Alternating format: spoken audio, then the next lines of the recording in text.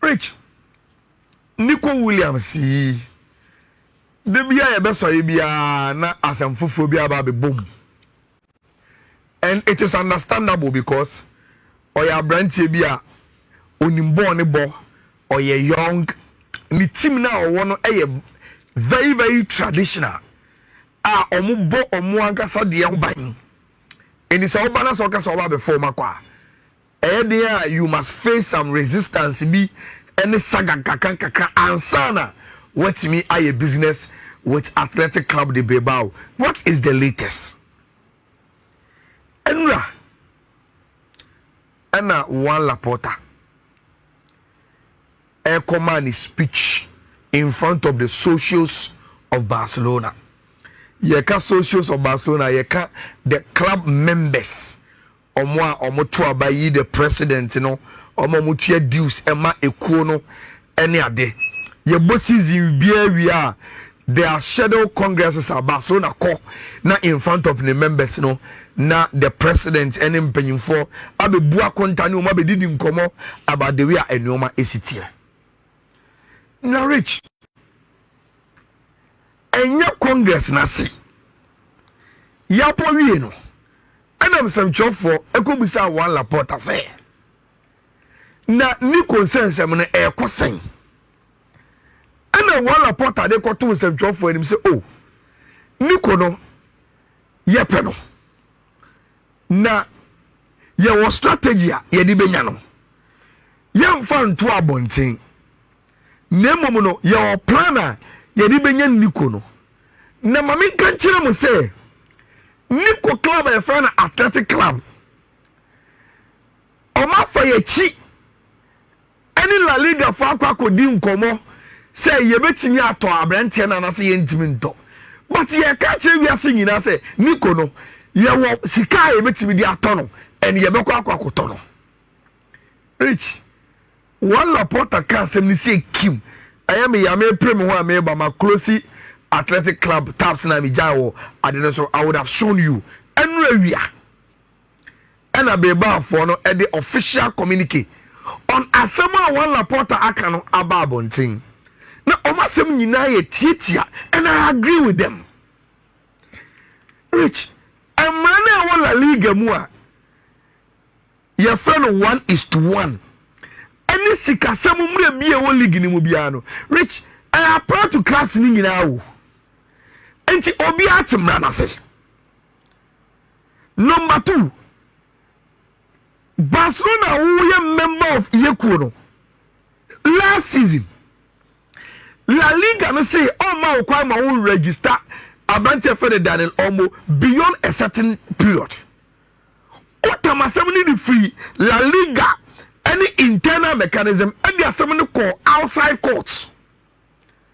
And a court a ruling say oh who Barcelona who case enti me be say be careful for yini ya Rich inside La Liga any omo class no adia Barcelona here no they say it as outside football man so that Barcelona any omo ye football for the edge enti what Atletico Bilbao ever can enu awia and say ebo Barcelona sporting director e find Deco any Barcelona president e friend Juan Laporta nyina any na media nim ana ye player Nico Williams omo aka wo ma no se abrantie no omo nya omo pe na omo beba no omo ba be fa abrantie no ye tie no ene si da bi we mu nya mundo newspaper front page we nya Ayala ogire share from na oka na asem se rumor these are officials of Barca na se omo ka sa asem ni dia ye nyina ye football ko ni nim ene se Barca club no enu time omo do 1v1 anu ti krana omo ni La Liga na so che man so dan omo ho no na so omo so ba be fa ni kodia ene bibia ensi ye ho kwan say ye be kwa engage La Liga for na omo no mo organize a league no omo no mo hwesi kasam so ni ye bu se omo say se Barca mpo M3 be trigger ye sika na omo person mo de ma ye na would they be able to register Abrantia ye fe ni Nico ana and say yenyantiase the real picture of Barca of financial situation na ye betimi de to Nico for because Nico no oyeyeba We went seeking clarification on a club and the president and the sporting director. And you have a top on this on pay Yakuko Bidia. And you appreciate who situation senior beya yes so we can advise ourselves any client senior and no ma ACTA. Asamni nyina no. Tintin ni titia. Rich body man o my. Omo body bia. Omo fa on court. Omo ndidi watem. Bibi we see athletic club ni be ba ho kwan say obekwa ko bisa La Liga for say enkofo no omo jo manum so me for a player no. Omo situation et say. In fact, wala Porter. You've agreed. Say enam me no ka say Barcelona still now issued with 1v1 and remember check as we go along with a certain player and why they are treating him like that. And that is the latest. Look, Rich, me will GDA be as Barcelona beto Nico. Situation, and you sika Barcelona ni sika say the koto player Barcelona wo. Now 1v1 rule, Rich, and come beyond who sika keke wo. And many me say, usika unya eye income aye ba club ni no. Any aketia uchia players no. There should be a proportionate percentage. Any point say usika uni chia players kano. A certain amount of the income na unya no. In player ka say Barcelona tra. And now Barcelona have restrictions on registering because unya register player they pay. Or the count wage bill no. Wage bill no already no. I see the percentage of income now unya or club according to the financial rules na e La Liga ni no. So Athletic Bilbao omunya boni bi asani. Omunya boni bi omu tu anama as obatampa. Rich yeti wo sisi yi. Se o akra bi wo obusom no ni mbo pa. Now what say club bi a president and a sporting director na babonte e ka say o ma be fa obusuani na. Won't you do some background check and see say club no say no musiti very important. What Athletic Bilbao here no me who be body bia Rich ewo and that is the clarification omudi aba on the matter na enra Rich your club president Wala Porter any your former coach China who Wala Porter was chamu jini dini ajisha basa enra one ore friend Ronald Koeman our the coach for the Netherlands team also a legend of Barcelona as a player and as a coach ekobo golf ewo Barcelona kronim na so when you say some for the kowa there baby abeko bia Rich e dey mic be ba ho e dey be pese obeka bibi now interestingly no se usha penyimfo ni mienu a there's one Barca subject e do montem Frankie de Jong because Frankie de Jong eye Ronald Koeman ni player e national team and Frankie de Jong eye Wala Porter player e club enti omo bo golf ni wie ya omo eni o mago wie na nsem for coin no mkobusa omo and nsem for ye pe konkonsa eni jade atum ntino we ask the same question to Wala Porter and Ronald Koeman we be say who answer omo de be ma about Frankie de Jong. Rich, I think so this time around and Payfono are on the same level.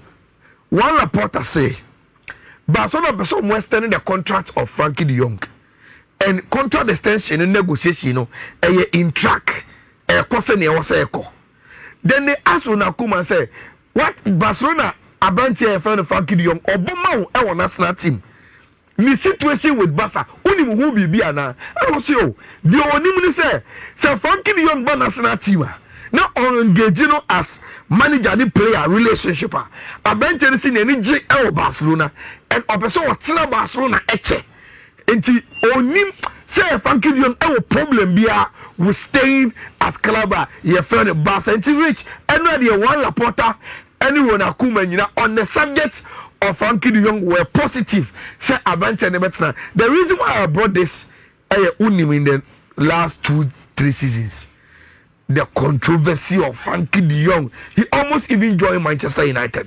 Barcelona kono mo ton wie abante na oso onko and the free kono some section of supporters as mo mpena asem any ade but and the clarity about say abante is very very happy to stay and Barcelona ayo maju say o may extend the contract of abante for the Frankie de Jong. Now Rich, many insights on a certain subject and what's your can once a minute.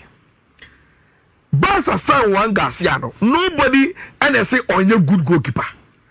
But the questions will be able to say, now sign one Garcia, yeah. Mark Andre Ter Stegen, we the situation, you know, saying our person, you follow. Rich, I feel I'm at you, maybe yes. And maybe some share with Omo Mutie and Omo Moshe. Rich, say issue, no, I am more complicated than saying you know our wanting. This is the issue. Okay, Maria Bartomeu, former president of Barca, the Ofrio Koya, Walla Porta, Asabe Bimuno. Rich, so okay, then you remember, say, or the Barcelona Sikasem Echo crisis, no doubt about that. And in 2021, yeah, two Obama Walla Porta, or Bayern, the first address of the Maya, Baku, our Kanya, a chicken confaso was that. Back to the 1v1 rule. Or say, Barcelona Sika or Munitia players Sikano. I am 110% proportionate to Barcelona income. And the Aketia Barcelona, I just to so the turn place of a register. Rich, Sapuki can say Sikani Bumwa. Barcelona Sika a Batimuno. Aketia a 110% of Sika Eba Barcelona Kunim. You don't run a club like that. Now, Rich, one of those players number to me time, no. Then the sick somebody was thrown, not in Pimpri, and that's what's through. I am Mark Andre Ter Stegen. Now, assembling you know, say, Rich, funny kakra. In 2020, time you call COVID time, no. Or sign a contract extension. The contract extension now, sign, no. Rich. Na Barcelona say yenim se ukomo mo gisika kese no ba se say covid aba obi aniska enyo me sika ni nyina covid na ba be sata no enti yesrew sachire o contract na oni ye wonim na sika no ye enti so o be mom no pie sika no na yen efa ko wonim se ebia be mfa ne se oje 10,000 cc ya covid time ide Odi ya miyama 3,000. Niye no ka 7,000. Na may be 5 years. Sign contract ni bika ho. Send ye be ya 7,000 na yede do no. Ye betimi a spread it. Contract na akanim. Na yetimi afa COVID times yimu. Maka na Ter Stegen si oni problem. Rich and wojitu. In 2020. 2021 and a wala porta buy. One reporter by now share books was say, hey, Kenny, asama dey asumie, but no problem, you be solve it. Now, asama no in 2023, and we from Mark Andre Ter Stegen camp plan catch say massa. No crane say, abente ni sikasem no. Anu edene. Enti I still will need a further difference. Sikana mujitu mu say yen spread no. Me buy na eya be sibi peso. Nti obetimi asaje to mama ya sa piepie akoani mo ana na abantensi o oni problem Mark Andre Ter Stegen sisi Rich the contract be 2028 it means aka 3 years on the contract so me wa Rich sa 3 years na e dey ni mo no ehona na abante no pinu amaye nyina no ehona wo enti se Barca equipe Mark Andre Ter Stegen in the next 3 years na ka on the contract so no Rich papa we ye Barcelona nyina ehona mba be tua se sika no already Barca suffer to get into sa 1v1 and be free omo woni say Mark Andre Ter Stegen enye go ni da no nko a any pay no nko a Rich can see a problem no me do mani mo so mu tia no edoso ema owura no eno number one reason why ebimu kura say, and that is what athletic article no say when they spoke to some members within Barcelona no Rich say if Mark Andre Ter Stegen nima onim go dey can 3 years our German number 1 no say otia siempo say obeko for free Barcelona for betima manako senior be asa 3 years na aka no sika no also butia no o metimi avoid rich dey to so mienu o se sisi amano no ya wa retire from international football until Ter Stegen today number 1 for Julian Nagelsmann our German national team nim ye be ko World Cup next year Barca for jiri say eni kwa so moka se Ter Stegen ehu say Barca ko fa ko gipe biaba already Chesney enso so ho omo so be extend the contract se me number 1 spot no in doubt na se me number 1 spot no Barca there is no way Germany abe number 1 our World Cup me so be shining in many so de unu kese is to become number 1 for Germany, not just number 1 but to be number 1 at a tournament we say World Cup enti Barca for insiders for no so say if Ter Stegen the calculation here now who say the number 1 in doubt now be affecting the German national team now I'm sure you on one kasa beja to say okay I want to move on exactly I'm sure Charlie me kwa me mo de me kwa no me move on. The last thing, and I said, Rich, almost say in April, Ter Stegen koye interview be with Build. Sata mna frena all recover ba. And o mubu say now ba number 1 yi. And o si ono no ba say onya hu say why fit now why ready to play. Obeka che has a flex say he is available into Omani Meda. Basa penye for say yen kasasa. And that they saw our interview and the pressure to Hansi Flick. So especially when the guy is a German, now Hansi Flick is a German. No, then they are saying, say, Rich, I never knew. Obejiri said last season, baby, but a second leg no mokobo against Inter. Ter Stegen didn't travel with the team, and they thought say as one of the senior captains, Sadia now you know. One more than cry in showing solidarity with the team. And you money rich. That explains the situation that Barca ever with Uriah friend of Ter Stegen. And I think today your listeners near viewers and your clarification on why a normal air course I mean 2 minutes no wrapping up now in 2 minutes we are wrapping up. Many say look, there are some players here, whether they play for you or not, they are likable players. Rich I like them. Me who so mo boboa. Paula Billy Puba. Yes, omuko problem bi mu a. Ayana mempe. But there's light at the end of the tunnel. One day Benyan to was said in Komo. Ekwaya Ansu Fati ended up this way. But in the time of my quite rich. But if we've seen videos and pictures of Onene Papa Boy Fati. Omu making the journey from Spain to France. You see, enron omu do ye ene. They expect say omu medicals. Deal no a loan deal with an obligation to buy. For Tima, your friend of Monaco, for Abrantia, your friend Ansu Fati. Ebe call, Obenya baby call, deal na steady. Finally, Ansu Fati is making his move. And there are video evidence of Ono and Papa Boria or Mu to Coin and they are France na Abanten Iron Medicals and now Rich. What it means is that Ansu Fati will be dropping the Barcelona jersey for the Monaco jersey. And the news are ever say the jersey he is dropping is the iconic Barcelona number 10 jersey, no. And Abanten friend Lami Yama so Ojitumwa. He will wear that iconic jersey for Tima, your friend Barcelona. I think maybe 2-3 days ago.